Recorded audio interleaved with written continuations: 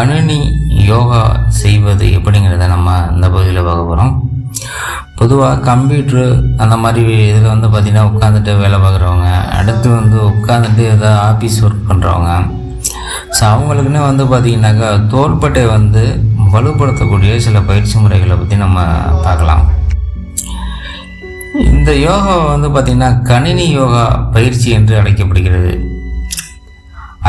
அதாவது கணினி இன்றைக்கி ஒரு நடைமுறை வாழ்க்கையில் ஒவ்வொரு மனிதரும் ஒவ்வொருவரும் பார்த்திங்கனாக்கா கணினி இல்லாமல் கம்ப்யூட்டர்லேயே உட்காந்து வேலை பார்க்க வேண்டிய ஒரு சூழ்நிலை வருவது.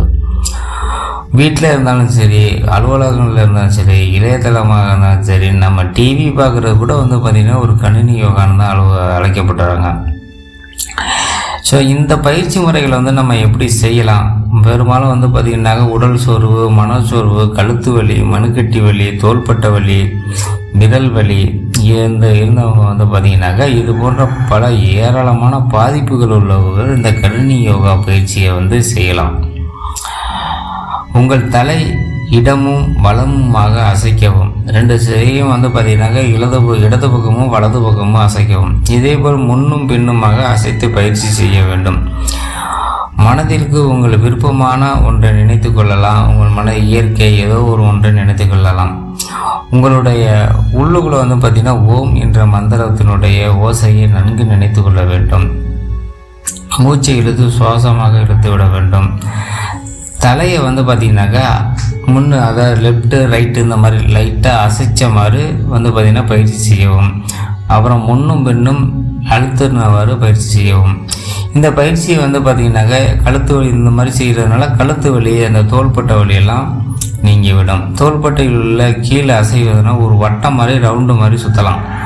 தலையை இப்படி ஒரு ரவுண்டாக சுற்றலாம். இந்த மாதிரி பார்த்திங்கன்னா 10 முறை செய்துவிட்டு பின் தோள்பட்டை இதுபோல் பயிற்சி செய்ய ஆரம்பிக்க வேண்டும். அடுத்து கையை அப்படி சுற்றுற மாதிரியும் இப்படி ஆட்டுற மாதிரியும் சும்மா ரொம்ப ப்ரெஸ் பண்ணாமல் லைட்டாக தூக்கி மேலே தூக்கி கீழே இறக்கி அப்புறம் இப்படி ஒரு சுற்றுற மாதிரி இந்த மாதிரி பார்த்திங்கன்னா வலது கை இடது கை மாற்றி மாற்றி செய்யலாம்.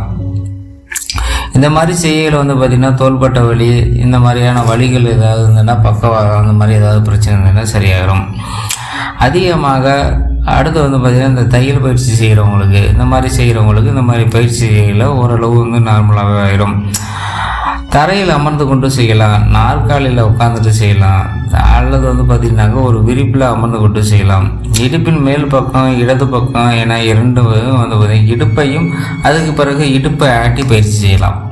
லெஃப்ட்டு ரைட்டு இந்த மாதிரி மாற்றி மாற்றி செய்ய வேண்டும். ஸோ சாதாரணமாக அமைந்தபடியே இந்த ஆசனத்தை பார்த்திங்கன்னா இந்த பயிற்சி முறையை செஞ்சோம்னா இரத்த ஓட்டங்கள் சீராகும். சில சிரமமாக இருக்கக்கூடிய பயிற்சி முறைகளை உடலில் இருக்கக்கூடிய உபாதைகள்லாம் சரியாகிடும். உங்களுக்கு நீங்களே மஜாஜி செய்து கொள்வதற்குள் புத்துணர்ச்சி அடையும். உடல் சுறுசுறுப்பாக இயங்கும். ஸோ ஒரு ஆரோக்கியமான ஒரு வாழ்க்கையை பார்த்திங்கன்னா இந்த மூலம் ஒரு மஜாஜ் செஞ்ச மாதிரி இருக்கும். முழங்கால், கழுக்கால் போன்றவற்றையும் பார்த்திங்கன்னா இந்த மாதிரி சுற்றுறது. முழங்காலில் பிரச்சனை இருந்துச்சுன்னா லைட்டாக அப்படி ஒத்த காலில் நின்றுக்கிட்டு ஒத்த காலை தூக்கி வச்சு இப்படி இந்த ஒரு சுற்றுவாங்க. அந்த மாதிரி ரவுண்டில் சுற்றுறது. இந்த மாதிரிலாம் சுற்றுனீங்கன்னாக்கா உடம்புல இருக்கக்கூடிய இந்த ஆசனத்தினுடைய பேர் என்னென்னு கணினி யோகா.